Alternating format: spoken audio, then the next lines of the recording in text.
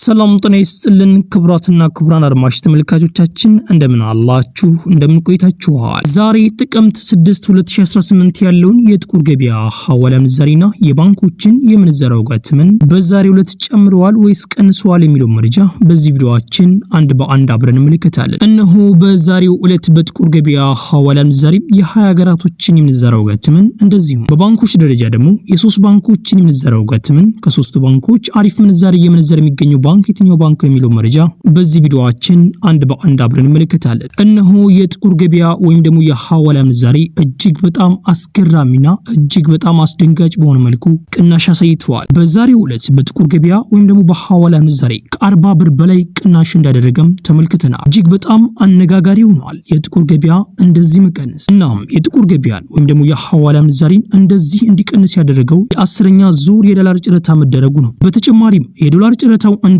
ሆኖ ይህ የዶላር ጨረታ እጅግ በጣም ከፍተኛና እጅግ በጣም ትልቅ የሆነ የዶላር ጨረታ ነው። የ150 ሚሊዮን ዶላር ጨረታ መሆኑ ጥቁር ገበያው ላይ ወይም ደግሞ የሐዋላ ምንዛሬ ላይ እጅግ በጣም ትልቅ ተጽዕኖ አምጥቷል። እንደሚታወቀው የዶላር ጨረታው በተፈጸመበት ቀን የጥቁር ገበያ ወይም ደግሞ የሐዋላ ምንዛሬ ጭማሪ ያሳየ ነበር። ነገር ግን በሁለተኛው ቀን እጅግ በጣም በሚያስገርምና በሚያስደነግጥ መልኩ ቅናሽ አሳይቷል። እናም አሁንም ከዚህ በኋላ ሊጨምር የሚችልበት እድል እንዳለም ይነገራል። በምን አይነት መንገድ ሊጨምር ይችላል ካላችሁ ኢትዮጵያ ብሔራዊ ባንክ የዶላር ጨረታውን በዚህ መንገድ የማይቀጥል ከሆነ የጥቁር ገበያ ወይም ደግሞ የሐዋላ ምንዛሬ ተመልሶ መጨመሩ የማይቀር ምክንያቱም ባንኮች ላይ የዶላር እጥረት ያጋጥማቸዋል። ጨረታው ግን በዚሁ መንገድ የሚቀጥል ከሆነ ግን በየወሩ በየ15 ቀኑ ይህ ዶላር ጨረታ የሚደረግ ከሆነ ባንኮች የዶላር እጥረት አያጋጥማቸውም። የጨረታ ግን በዚህ መንገድ የማይቀጥል ከሆነ ወይም ደግሞ በየወሩ ወይም ደግሞ በየ15 ቀኑ ወይም ደግሞ አንድ ወር ከ15 ቀን እየቆየ የማይደረግ ከሆነ ባንኮች የዶላር እጥረት ያጋጥማቸዋል። ህዝቡ እንዳለ ወደ ጥቁር ገበያ ወይም ደግሞ ወደ ሐዋላ ምንዛሬ ያምራል ማለት ነው። አንዳንድ መረጃዎች እንደሚያሳዩት ከሆነ በባለፈው ሳምንት አንድ ግለሰብ ዶላር ፈልጎ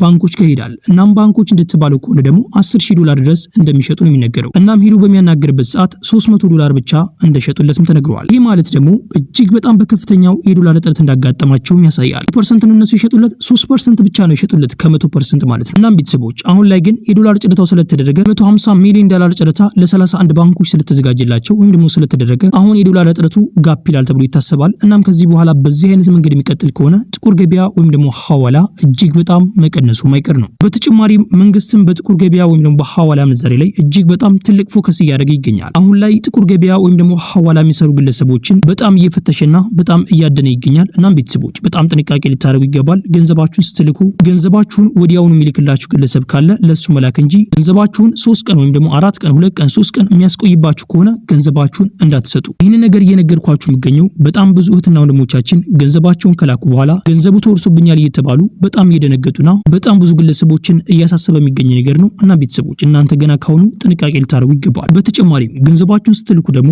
ለ2 ወይም ደግሞ ለ3 ክፈሉት። አንዲት እህታችን በቅርብ ጊዜ የ7 ወር ደሞዟን አንድ ላይ ከላከች በኋላ እንዳለ ገንዘቡ ተወርሶብኛል ብሎ ነግሯታል። እናም ቤተሰቦች እናንተ ደግሞ ከዚህ መማር አለባችሁ። እንዳለ ገንዘባችሁን ከላካችሁ በኋላ እንዳለ ቢወረስበት እናንተ በጣም ትጎዳላችሁ። ነገር ግን ለ3 እና ለ2 ብትከፍሉት እናንተ የመጎዳት አቅማችሁ ዝቅ ይላል። ያው ትጎዳላችሁ፣ ነገር ግን በጣም አትጎዱ። አጠቃላይ ገንዘቡን ከላከው ግለሰብ እናንተ ትሻላላችሁ። እናም ቤተሰቦች በዚህ መንገድ ገንዘባችሁን ብትልኩ የተሻለ ነው። እንደዚሁም ደግሞ ወዲያውኑ ገንዘቡ መላክ አለበት። እናም ቤተሰቦች በዚህ መንገድ ብትልኩ የተሻለ ይመስለኛል። የእናንተን ደግሞ አስተያየት በኮሜንት ላይ አሳውቁ። ቤተሰቦች በተጨማሪም እንግዲህ በቅርብ ጊዜ ይህን ቻናል 5000 ሰብስክራይብ እና እንደዚሁም ደግሞ ተከታታይ 4 ቪዲዮዎችን 400 ላይ ከገቡ ወዲያውኑ እንለቅላችኋለን። በዚህ መተግበሪያ ላይ በጣም አሪፍ ምንዛሬ ታገኛላችሁ። እንደዚሁ በደቂቃ ውስጥ ገንዘባችሁን ወደ አካውንታችሁ ማስገባት ትችላላችሁ። በጣም አሪፍ መንገድ ነው። እናም ቤተሰቦች እናንተም ደግሞ ያላችሁን አስተያየት በኮሜንት ላይ ጻፉልኝ። ቤተሰቦች ይሄ ቪዲዮ ሌላ ኢትዮጵያ ወገኖቻችን ይጠቅማል ብላችሁ ካሰባችሁ ይሄን ቪዲዮ ሼር አድርጉላቸው። እንደዚሁም ቪዲዮ ላይክ ማድረግ ሌላ ኢትዮጵያ ወገኖቻችን ጋር ተደራሽ ነው ማድረግ ትችላላችሁ። ቻናላችንን ሰብስክራይብ በማድረግ ደግሞ ቀጣይ የምንለቃቸው ቪዲዮዎች በፍጥነት እንድርሳችሁ ማድረግ ትችላላችሁ። ያላችሁን ደግሞ አስተያየት በኮሜንት ላይ ጻፉልኝ። ጥያቄም ካላችሁ በኮሜንት ላይ አሳውቁኝ።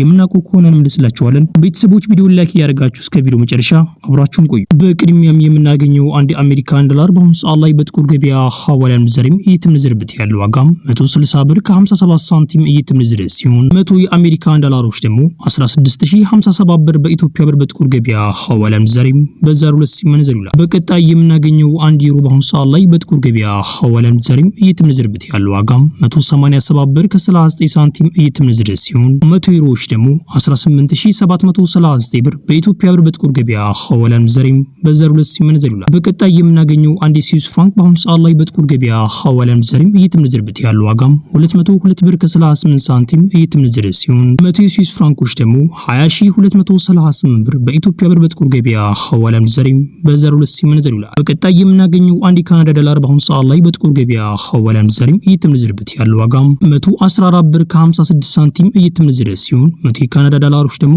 11456 ብር በኢትዮጵያ ብር በጥቁር ገበያ ሐዋላ ምንዛሬም በ02 ሲመነዘር ይውላል። በቀጣይ የምናገኘው አንድ የአውስትራሊያን ዶላር በአሁኑ ሰዓት ላይ በጥቁር ገበያ ሐዋላ ምንዛሬም እየተመነዘረበት ያለው ዋጋም 104 ብር ከ13 ሳንቲም እየተመነዘረ ሲሆን 100 የአውስትራሊያን ዶላሮች ደግሞ 10413 ብር በኢትዮጵያ ብር በጥቁር ገበያ ሐዋላ ምንዛሬም በ02 ሲመነዘር ይውላል። በቀጣይ የምናገኘው አንድ የቻይና ዩዋን በአሁኑ ሰዓት ላይ በጥቁር ገበያ ሐዋላ ምንዛሬም እየተመነዘረበት ያለው ዋጋም 22 ብር ከ53 ሳንቲም እየተመነዘረ ሲሆን 100 የቻይና ዩዋኖች ደግሞ 2253 ብር በኢትዮጵያ ብር በጥቁር ገበያ ሐዋላ ምንዛሬም በ02 ሲመነዘር ይውላል። በቀጣይ የምናገኘው አንድ ፓውንድ ስተርሊንግ በአሁኑ ሰዓት ላይ በጥቁር ገበያ ሐዋላ ምንዛሬም እየተመነዘረበት ያለው ዋጋም 215 ብር ከ88 ሳንቲም እየተመነዘረ ሲሆን 100 የፓውንድ ስተርሊንጎች ደግሞ 21588 ብር በኢትዮጵያ ብር በጥቁር ገበያ ሐዋላ ምንዛሬም በ02 ሲመነዘር ይውላል። በቀጣይ የምናገኘው አንድ የስዊድን ክሮን በአሁኑ ሰዓት ላይ በጥቁር ገበያ ሐዋላ ምንዛሬም እየተመነዘረበት ያለው ዋጋም 16 ብር ከ95 ሳንቲም እየተመነዘረ ሲሆን 100 የስዊድን ክሮኖች ደግሞ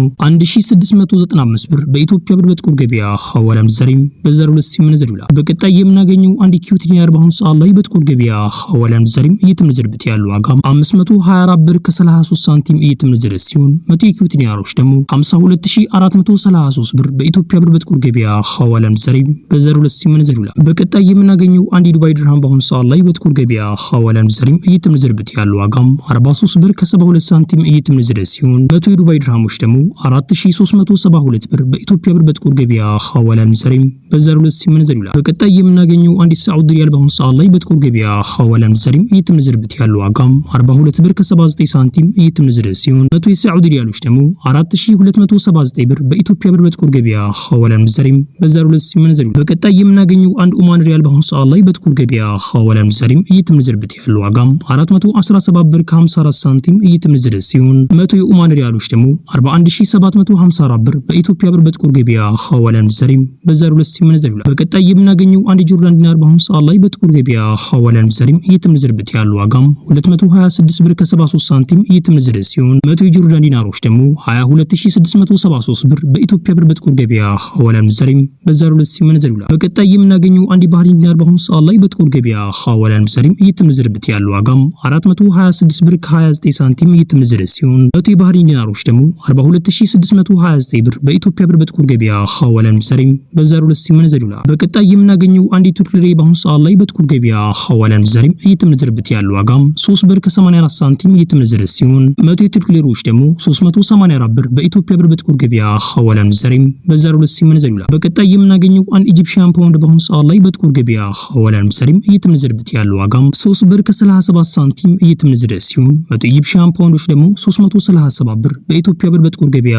ሐዋላ ምንዛሬም በ02 ሲመነዘር ይውላል። በቀጣይ የምናገኘው አንድ የመን ሪያል በአሁኑ ሰዓት ላይ በጥቁር ገበያ ሐዋላ ምንዛሬም እየተመነዘረበት ያለው ዋጋም 0.67 ሳንቲም እየተመነዘረ ሲሆን 100 የመን ሪያሎች ደግሞ 67 ብር በኢትዮጵያ ብር በጥቁር ገበያ ሐዋላ ምንዛሬም በ02 ሲመነዘር ይውላል። በቀጣይ የምናገኘው አንድ የእስራኤል ሽቅል በአሁኑ ሰዓት ላይ በጥቁር ገበያ ሐዋላ ምንዛሬም እየተመነዘረበት ያለው ዋጋም 48 ብር ከ83 ሳንቲም እየተመነዘረ ሲሆን 100 የእስራኤል ሽቅሎች ደግሞ 4883 ብር በኢትዮጵያ ብር በጥቁር ገበያ ሐዋላ ምንዛሬም በ02 ሲመነዘር ይውላል። በቀጣይ የምናገኘው አንድ ኢንዲያን ሩፒ በአሁኑ ሰዓት ላይ በጥቁር ገበያ ሐዋላ ምንዛሬም እየተመነዘረበት ያለው ዋጋም 1 ብር ከ83 ሳንቲም እየተመነዘረ ሲሆን 100 ኢንዲያን ሩፒዎች ደግሞ 183 ብር በኢትዮጵያ ብር በጥቁር ገበያ ሐዋላ ምንዛሬም በ02 ሲመነዘር ይውላል። በቀጣይ የምናገኘው አንድ ፓኪስታን ሩፒ በአሁኑ ሰዓት ላይ በጥቁር ገበያ ሐዋላ ምንዛሬም እየተመነዘረበት ያለው ዋጋም 0.56 ሳንቲም እየተመነዘረ ሲሆን 100 የፓኪስታን ሩፒዎች ደግሞ 56 ብር በኢትዮጵያ ብር በጥቁር ገበያ ሐዋላ ምንዛሬም በ02 ሲመነዘር ይውላል። ቤተሰቦች እስካሁን ድረስ የተመለከትነው የጥቁር ገበያ ወይም ደግሞ የሐዋላ ምንዛሬ ነው። አሁን ደግሞ የባንኮችን የምንዛሬ ዋጋ ተመን አብረን እንመለከታለን። ቤተሰቦች አብራችሁን ቆዩ። በቅድሚያም የኢትዮጵያ ንግድ ባንክን እንመለከታለን። ከዛ በኋላ የአቢሲኒያ ባንክን፣ ከዛ በኋላ ደግሞ የአዋሽ ባንክን የምንዛሬ ዋጋ ተመን አብረን እንመለከታለን።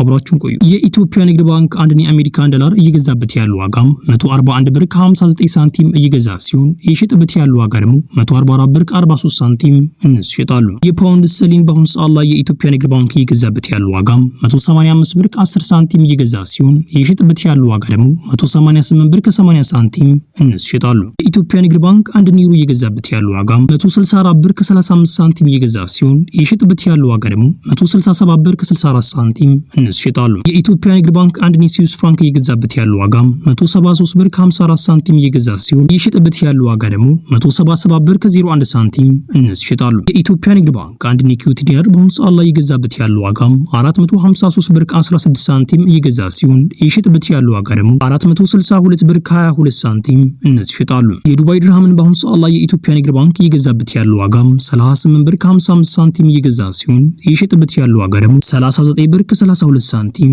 እነሱ ይሸጣሉ። የሳዑዲ ሪያልን በአሁኑ ሰዓት ላይ የኢትዮጵያ ንግድ ባንክ እየገዛበት ያለው ዋጋም 37 ብር ከ75 ሳንቲም እየገዛ ሲሆን እየሸጠበት ያለው ዋጋ ደግሞ 38 ብር ከ51 ሳንቲም እነሱ ይሸጣሉ። ቤተሰቦች እስካሁን ድረስ እንግዲህ የተመለከትነው የኢትዮጵያ ንግድ ባንክን የምንዘራው ጋር ተመን ነው። አሁን ደግሞ የአቢሲኒያ ባንክን የምንዘራው ጋር ተመን አብረን እንመለከታለን። አብራችሁን ቆዩ። በአቢሲኒያ ባንክ አሪፍ ምንዛሬ የተመነዘሩትን ሀገራት ነው የምንመለከተው። አብራችሁን ቆዩ። አሜሪካ ዶላርን በአሁኑ ሰዓት ላይ የአቢሲኒያ ባንክ እየገዛበት ያለው ዋጋም 147 ብር ከ65 ሳንቲም እየገዛ ሲሆን እየሸጠበት ያለው ዋጋ ደግሞ 150 ብር ከ60 ሳንቲም እነሱ ይሸጣሉ። የፓውንድ ስተርሊን በአሁኑ ሰዓት ላይ የአቢሲኒያ ባንክ እየገዛበት ያለው ዋጋም 197 ብር ከ78 ሳንቲም እየገዛ ሲሆን እየሸጠበት ያለው ዋጋ ደግሞ 201 ብር ከ74 ሳንቲም እነሱ ይሸጣሉ። የአቢሲኒያ ባንክ አንድ ዩሮ እየገዛበት ያለው ዋጋም 171 ብር ከ80 ሳንቲም እየገዛ ሲሆን እየሸጠበት ያለው ዋጋ ደግሞ 175 ብር ከ23 ሳንቲም እነሱ ይሸጣሉ። ቤተሰቦች የአቢሲኒያ ባንክ እነዚህን ሶስት ሀገራት በጣም በአሪፍ ዋጋ እየገዛ ይገኛል። አሁን ደግሞ ወደ አዋሽ ባንክ አብረን እናልፋለን። አብራችሁን ቆዩ። አንድ የዱባይ ድርሃም በአሁኑ ሰዓት ላይ በአዋሽ ባንክ እየተገዛበት ያለው ዋጋም 43 ብር ከ33 ሳንቲም እየተገዛ ሲሆን እየተሸጠበት ያለው ዋጋ ደግሞ 44 ብር ከ20 ሳንቲም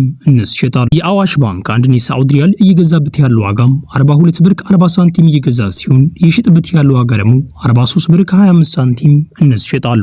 የካናዳ ዶላርን በአሁኑ ሰዓት ላይ በአዋሽ ባንክ እየተገዛበት ያለው ዋጋ 104 ብር ከ42 ሳንቲም እየተገዛ ሲሆን እየተሸጠበት ያለው ዋጋ ደግሞ 46 ብር ከ51 ሳንቲም እነሱ ይሸጣሉ። ቤተሰቦች የአዋሽ ባንክ እነዚህን ሶስት ሀገራት በጣም በአሪፍ ዋጋ እየገዛ ይገኛል። ቤተሰቦች የዛሬው መረጃ ይህን መስል ነበር። ቤተሰቦች የቴሌግራም ቻናላችን ሊንክ ከዲስክሪፕሽን ላይ አስቀምጬላችኋለሁ። ዲስክሪፕሽን ማለት ከዚህ ቪዲዮ ስር ያለውን ጽሑፍ አንዴ ክሊክ በምታደርጉበት ሰዓት ቴሌግራም ቻናል ሊንክ የሚላለ እሱን አንዴ ክሊክ በምታደርጉበት ሰዓት ወደ ቴሌግራም ቻናላችን ይወስዳችኋል። እናም ቴሌግራም ቻናላችን ላይ ደግሞ አዳዲስ መረጃዎች ካሉ በዛ እናሳውቃችኋለን። ቤተሰቦች እንደዚሁም ደግሞ ይህንን ቻናል 5000 ሰብስክራይብ ካስገባችሁትና እንደዚህም ደግሞ በተከታታይ የሚለቀቁትን 4 ቪዲዮዎች 400 ላይ ከገቡ የዛኔ ወዲያውኑ ቴሌግራም ቻናላችን ላይ እንለቅላችኋለን። ቪዲዮውን በጣም ቀላል በሆነ መንገድ እናስረዳችኋለን። ቤተሰቦች የዛሬው መረጃችን ይህን መስል ነበር። ቤተሰቦች ይሄ ቪዲዮ ሌላ ኢትዮጵያ ወገኖቻችን ይጠቅማል ብላችሁ ካሰባችሁ ይህን ቪዲዮ ሼር አድርጉላቸው። እንደዚሁም ቪዲዮውን ላይክ በማድረግ ሌላ ኢትዮጵያ ወገኖቻችን ጋር ተደራሽ እንዲሆን ማድረግ ትችላላችሁ። ቻናላችንን ሰብስክራይብ በማድረግ ደግሞ ቀጣይ የምለቃችሁ ቪዲዮዎች በፍጥነት እንዲደርሳችሁ ማድረግ ትችላላችሁ። ያላችሁን ደግሞ አስተያየት በኮሜንት ላይ ጻፉልኝ። ጥያቄም ካላችሁ በኮሜንት ላይ አሳውቁኝ። የምናውቀው ከሆነ እንመልስላችኋለን። ቤተሰቦች ቪዲዮ ላይክ ማድረጋችሁ እንዳትዘነጉ። ኢንሻአላህ በቀጣይ ቪዲዮ እስከምንገናኝ ቸር ቆዩልኝ።